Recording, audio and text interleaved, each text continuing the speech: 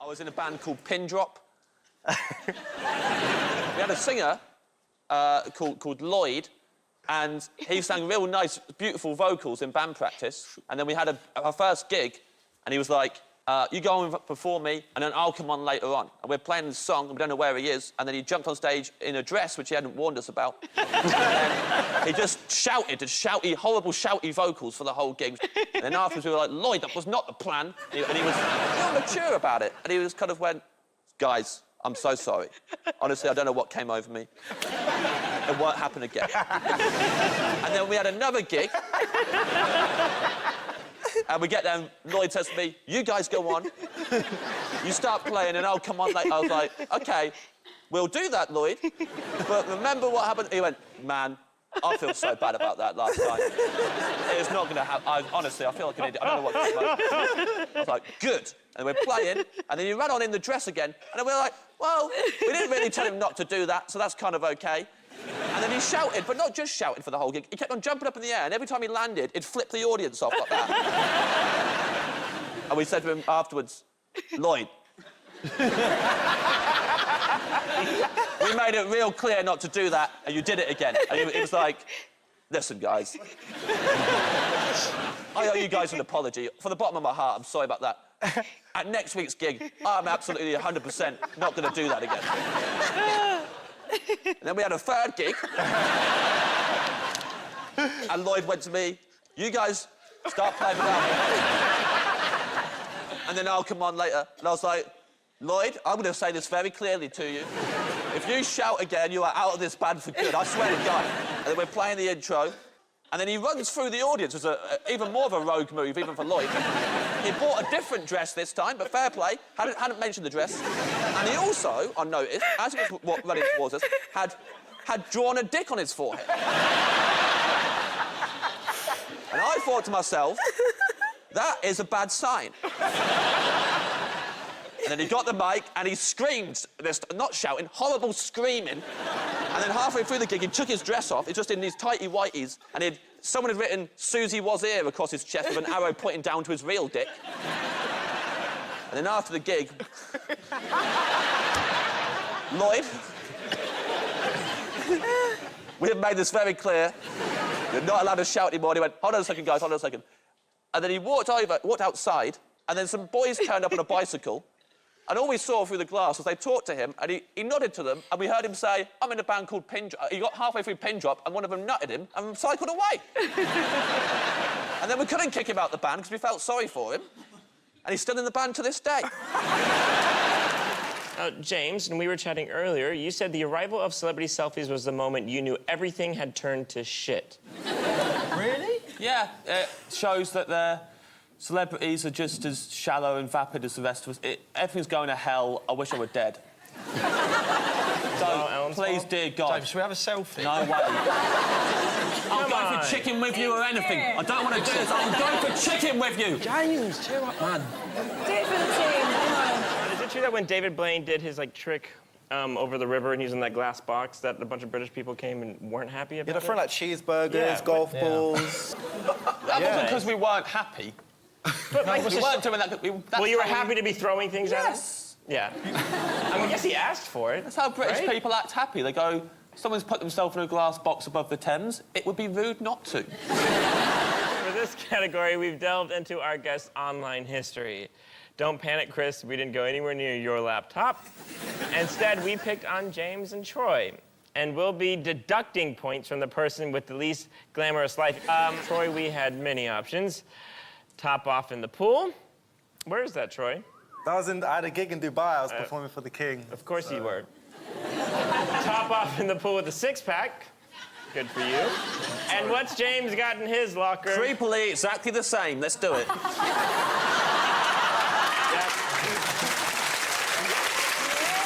again, clear winner. James, you actually should take some lessons from Troy. I was performing for the King in Dubai. What do you want from me? Is there any magic you could do for us tonight? OK. Troy, pick me, Troy. I was volunteering to be your volunteer because I love magic so much. Oh, yeah? And that's true. I stay up late at night watching mainly magic. That's mainly what I do on the internet. Acaster, the Babe Station is not magic. Oh, some of them. No, I'll just do it sitting here, so you can all see. Okay? I won't take that personally. Fine. I've got a spool of thread. Have a look at that. Examine it. Just make sure it's actual. Cool. I believe you that is what it is. In fact, you know, help me with it. As you sit next to me, I'm sorry, because you're quite far away. Don't worry about it, Troy. I was crying myself to sleep. Watching videos of Dynamo. Up yours. What's the best Christmas gift you've ever received? Dog. Got a dog for Christmas. And I know you're thinking, a dog is for life, not just for Christmas, James. But, I mean, this dog was just for Christmas, to be fair. But in my defence, it was 15 when we got it. The vet had only given it until New Year's anyway. And I was just there hanging out with it. I took really good care of it, probably the happiest month of that dog's life. Really looked after that dog. And then, I mean, he just went in the garden with all the other dogs I've had for Christmas. My garden is really... full of it. Sure. Yeah. What's the top of your Christmas list this year? Dog! How I can build up my confidence with women. Right. Yeah, I'm just I get nervous when sort of speaking to women. Sure. And Do you want to, play it out, do a little bit of role play? that would be brilliant. Yeah, OK. Let's say you're at a Christmas party. You've seen someone that you like. I'll be that person. Yeah, I've got a Shirley Temple on the go. Would that put you off? that's fine. No? Just hanging out by the Christmas tree, just looking around. So maybe I'd sort of maybe walk up to you and say, what's that you've got in your hair? It's Christmas, you know. I thought I'd wear some reindeer antlers. Come dressed up. You look cute in them. Right, don't say that. It's creepy. Don't say cute. Oh, God, is it? Oh, Don't tell people God. they look cute early doors. If that was real, no. the reindeer antlers would have wilted. What's your hobbies? Do a bit of yoga. Nice. Ah, mate. Yeah. Slam dunk. Just tell me what you like about it. It's calm. I like how calming it is. It makes me feel calm, and it centres me at the start of a day. That's very important to me before I go to work and look at my spreadsheets. What can I help you with today? Right, so basically, it's a bit of a dilemma that I've got. So I went to my cousin's wedding and I ended up sleeping with someone. Yeah. And unfortunately, my dad walked in, because I forgot that I had my dad's key, so actually I was in his hotel room. Has my dad ruined my chances because he walked in and embarrassed me? Well, I mean, yeah, I don't think we can blame your dad too much. By the sound of things, your dad was walking into his hotel room, which you had taken a boy back to. Oh, no. What did he do? Did he walk in and then immediately walk out again? I mean, yeah, he didn't stand and watch. He did leave pretty swiftly. This is Willoughby. Don't R him, he's a prick. I moved out of my parents' house, and after a month, I went back to say hello. And this was on the sofa. I said, "Who's that?" She went, "It's Willoughby." I went, "Why did you knit him?" And she went, "To replace you." It's literally my replacement. I hate him. I don't see how that's even a... Look at his face.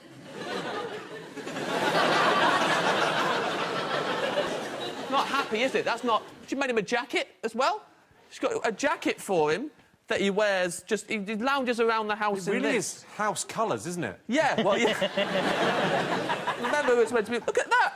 Oh, that's a lovely jacket. That comes out. It's ridiculous. What is that?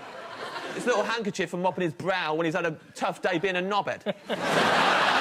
Jimmy. Yes, James. I will say this, Jimmy, Carr. I've imagined this moment for so long that I don't know if it's really happening or not. I normally sit in my room talking to Jimmy, just imagining how well we'd get on and how much he'd laugh at my jokes and look in my eyes while I talk about Brexit and... Do you want me to take this off, make it more real? No. James, have you got a mascot? Yes, I have, Jimmy. What have you got? When I come on this show, I get very worried that people are going to copy my answers.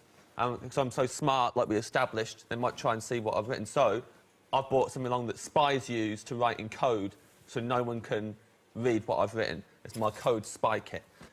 This And here's how it works, right? This looks like a candle. It's a pen, you idiot. I can write here whatever I like, right? I'll write whatever. I've written your name there. Right. Oh, actually, I shouldn't tell you that. It's a secret, because it's a code. What does that say? Probably nothing as far as you're concerned, you moron. Then, look, I've got some paints here, right? And I'll just get my brush, and then I'll paint over it. Just like this. This is what all the spies do. Jimmy stinks, that was the secret message. You like that? I mean, I love it. I think it's... If I want to write in bold, I bought that.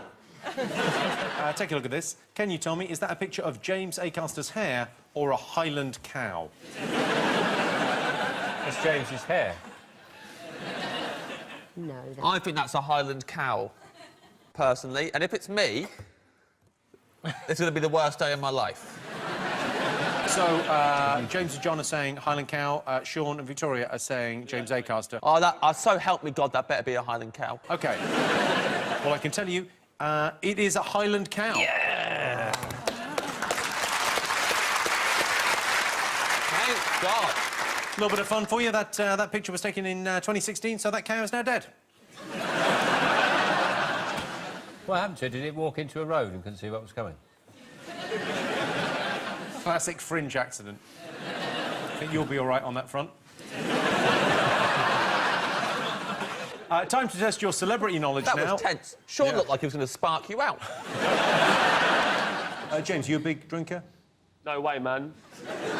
What I don't like about it is when you go to a bar, you don't know how much the drink costs till the last minute. It's not like in a normal shop, everything's got price tags on it. At a bar, it's a secret. You order all the drinks, and then at the end, you wait for the surprise. It's not fair. You know how in a taxi cab, you have the meter running and you can watch it? They should have that behind the bar, like hook it up to the taps, and while they're filling the pint, you can watch the numbers go up. If it gets a bit too much for you, just lean in and point the side of the glass, like, anywhere here's fine.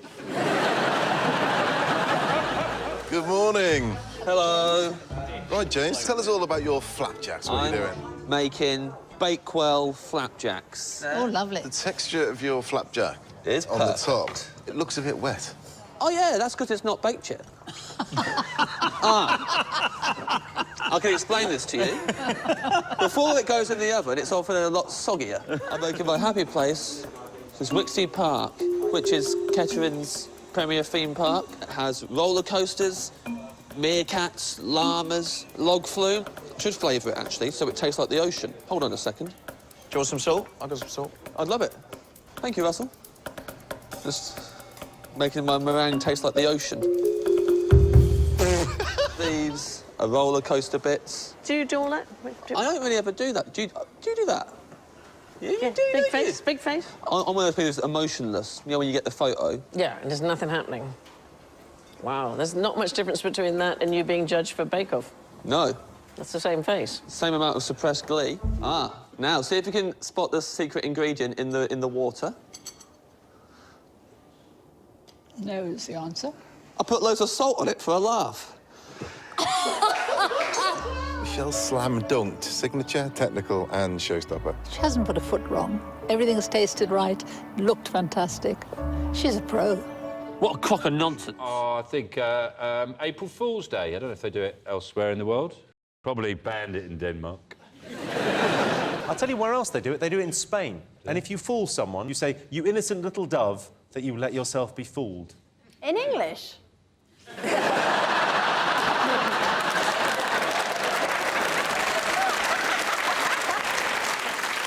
It just feels nicely poetic, you innocent little dove that let yourself be fooled. Again, in Britain, when you fool someone, if you play a practical joke at the end, you just go, "Ah, wanker." Do doves get fooled a lot?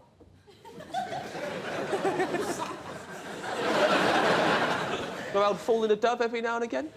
Introduce it to a pigeon you painted white? Can I have a vowel, please? You can, James. E. Can we put it in the middle, though? Go on. Thank you. Consonant, please. It's at the end, please. This one, N. Consonant, second from the end. L. Consonant at the start. S. Vowel in the middle. I. Vowel after S. O. Consonant before L. G. Consonant before the E. T. And do what you like for the other one. And... Live your life, an Rachel. R. OK, and your time starts now.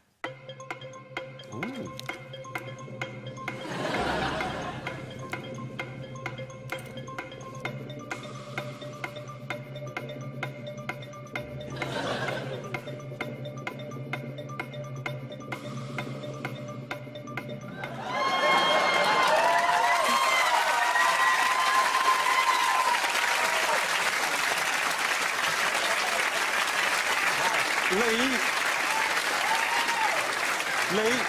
Lee, what have you got? Who was that man? Oh, sorry? Who was that man, and how do you know him? It's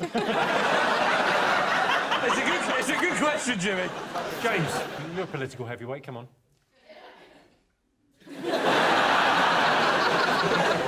Sorry about that, James. EU, that stands for the European Union. OK, good. I'll write that down. OK. I'm from Kettering. Big shout out to the K-Town Massive. Everyone growing up in the Ketto. Weetabix Posse and the Wicksteed crew.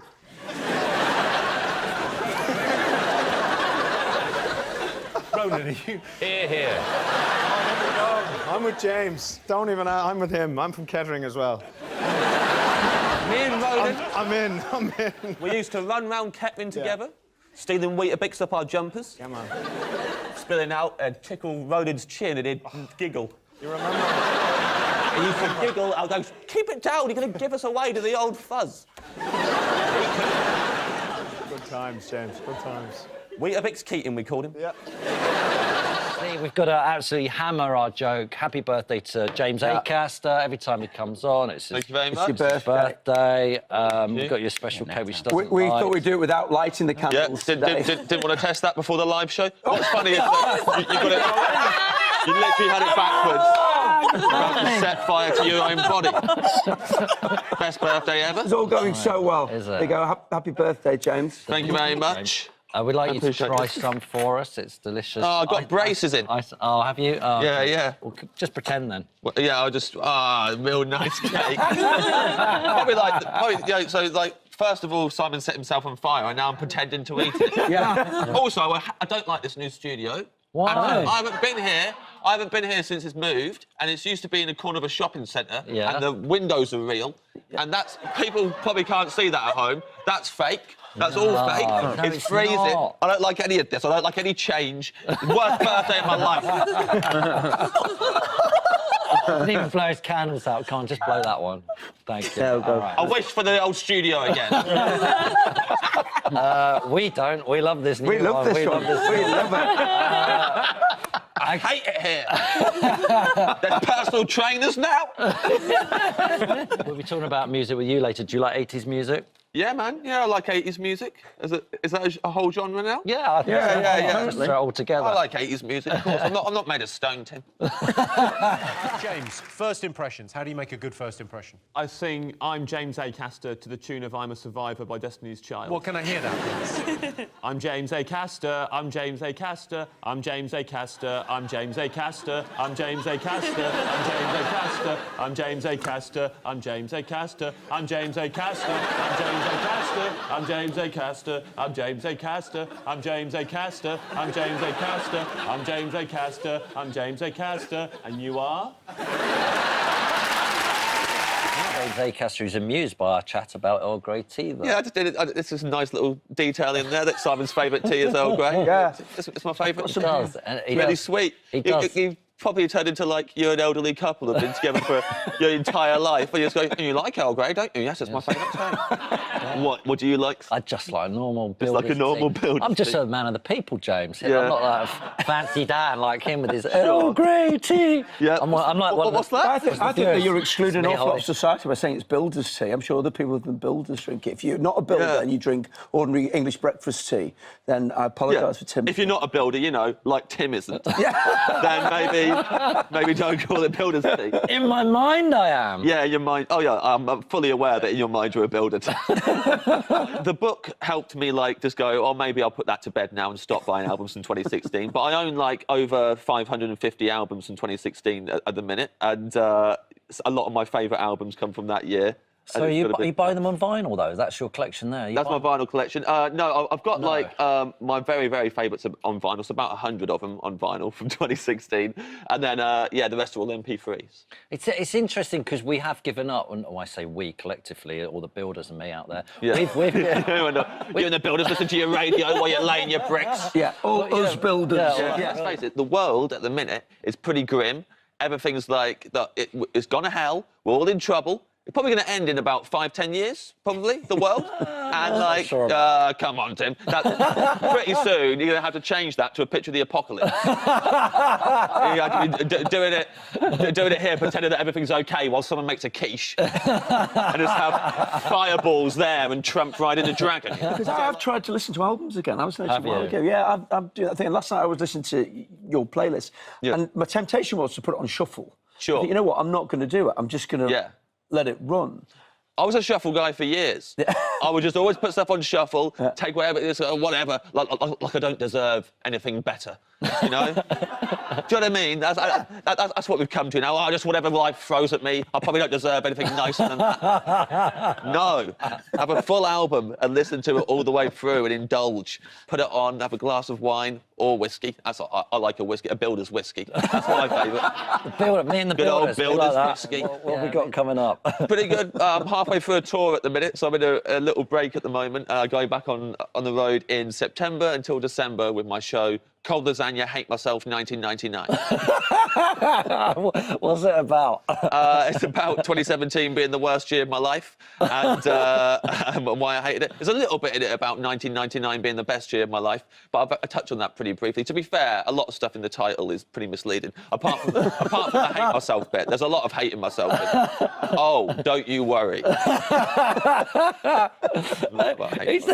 It's pretty. 2017's actually worked out quite well for you, though, because you're making a lot of money out of it. Your tour, your book. Luckily, I'm a comedian, and misery is funny, so I'm okay. You know, I was too happy for too long, guys, and finally I had a really bad year, and I am reaping the reward. Banning adverts, well, you know, children's adverts. Hang on, let me start. You're not allowed to advertise children anymore. No, you cannot buy. You're not allowed to sell children anymore. No more selling children. The people have spoken and they've had enough.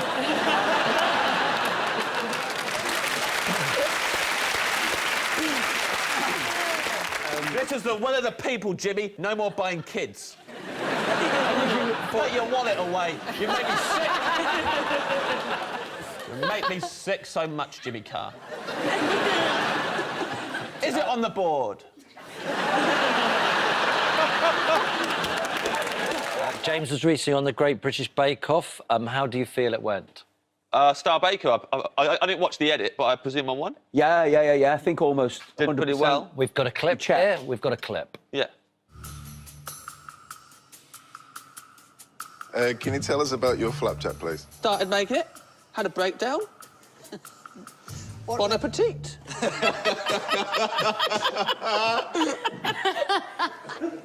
The reason why I cut the end bit is because actually where it's browned and caramelised with the butter, it's absolutely gorgeous. Isn't it lovely? It is. Great flavour, not very well executed. Story of my life.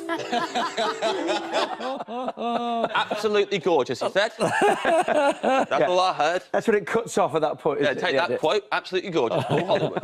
It's about my flapjacks. Did you win? I don't think there's a... Winning's doesn't matter when it comes to Bake Off. It's all about the taking part. Yeah. And everyone agrees that bacon was the winner. Bacon was the winner at the end of the day. It didn't matter who got the apron. Who won, though? Someone... Just crush the garlic with the back of your hand, chuck the oil in and the cinnamon. Crush the garlic with the back of my hand? Yeah, well, with your heel of your hand rather than the back of your hand. There you go. Like that? Yeah. Is that crushed? Maybe a bit tougher. How much do I... Use that bit. Don't people use actual things for this, like garlic crushes? And you're getting me to use my bare paws like Tarzan. How can you not do that? How can I not... Careful. Perfect. There we go. That's beautiful. So that goes in there with the oil and the cinnamon. And then just shuffle it around with your hand so you get... No, it's put on the floor! So it slip on the floor. You're not going to cut that one. You got pre-made stuff. And then what we do, give your hands a quick wash, and then we cover that and we roast.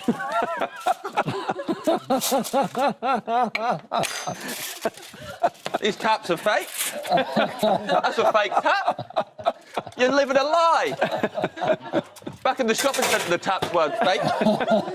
Back in the shopping centre, those are real taps. Now look at you. Shells of your former selves. Absolutely disgraceful.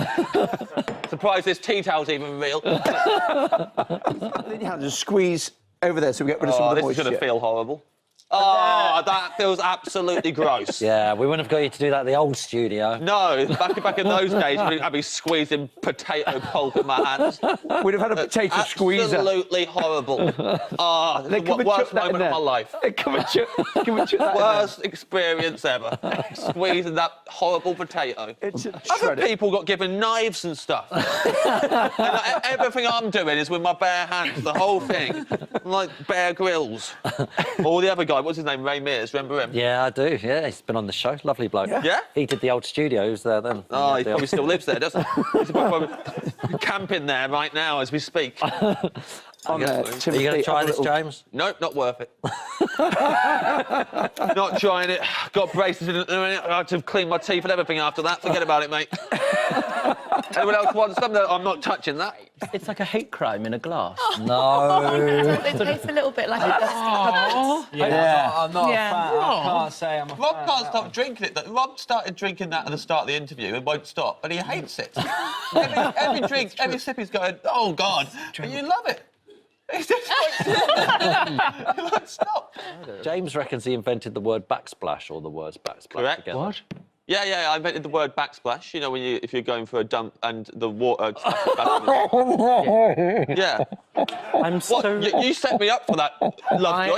You have your head in your hands like you didn't know what I was going to say. I didn't know it was that. That's what backsplash is.